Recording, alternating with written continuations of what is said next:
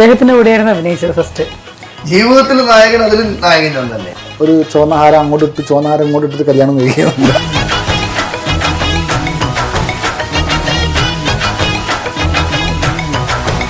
മില്ലേനിയസിലാണ് millennium start ചെയ്തത്, അതായത് 2000-ല്.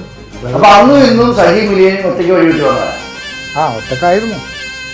പക്ഷെ എൻ്റെ കൂടെ തുണയായിട്ട് സ്റ്റാർട്ടിങ് മുതൽ എൻ്റെ കൂടെ ഉണ്ടായിരുന്ന ആളുകളുണ്ട്. ഇപ്പം ഷിബു എന്ന് പറയുന്നത് നമ്മളെ കൂടെ അന്നും ഇന്നും എൻ്റെ ഒരു വലം കൈയായിട്ട് നിൽക്കുന്ന ഒരാളുണ്ട്, അന്നുണ്ട്. പിന്നെ അഭിലാഷ് എന്ന് പറയുന്ന ഒരു കൊല്ലം കൊണ്ട് തന്നെ എൻ്റെ അന്ന് വന്നിട്ടുള്ള ഒരാളാണ് അഭിലാഷ്. മാനേജറായിട്ട് പുള്ളി കൂടെ ഉണ്ട്.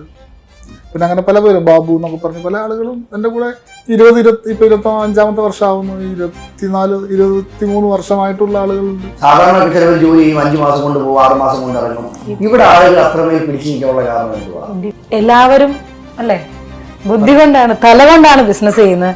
ഞാൻ എൻ്റെ ഹൃദയം കൊണ്ടാണ് ചെയ്യുന്നത്. അതുകൊണ്ടാണ് ഇത്ര സ്റ്റാഫുകൾ നിലനിൽക്കുന്നത്.